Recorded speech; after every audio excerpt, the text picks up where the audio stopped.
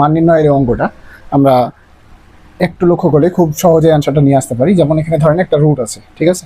তো আমরা এই রুটটাকে সরাই দিয়ে চেষ্টা করব যে যাতে দুইটা মানে সংখ্যা দুটো যোগফল বিয়োগফলের মধ্যে একটা পূর্ণ সংখ্যা আছে, ঠিক আছে?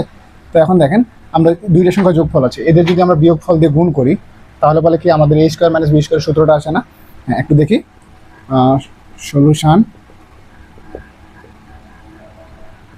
হচ্ছে √2, নিচে হচ্ছে √6 প্লাস 2, ঠিক আছে?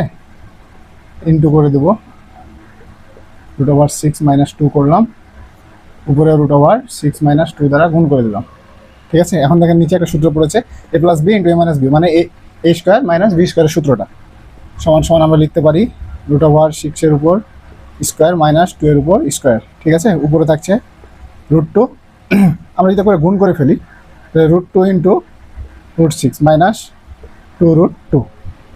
তারপরের লাইনে দেখেন এখানে হয়ে যাচ্ছে √12 মাইনাস 2√2, নিচে থাকছে 6 মাইনাস 4। পরের লাইনে দেখেন তো আমরা নিচে পাইলাম 2, এটাকে আমরা কি করতে পারি? আমরা কি √12 সমান সমান √3 ইন্টু 4 ইকুয়াল টু 2√3 লিখতে পারি তো নাকি? তাহলে এটা সমান সমান আমরা পাচ্ছি 2√3 মাইনাস 2√2, ঠিক আছে? আর নিচে থাকছে 2। পরের লাইনে যেটা করব এখান থেকে আমরা 2 কমন নিব, তাহলে 2√3 মাইনাস √2, নিচে থাকছে 2।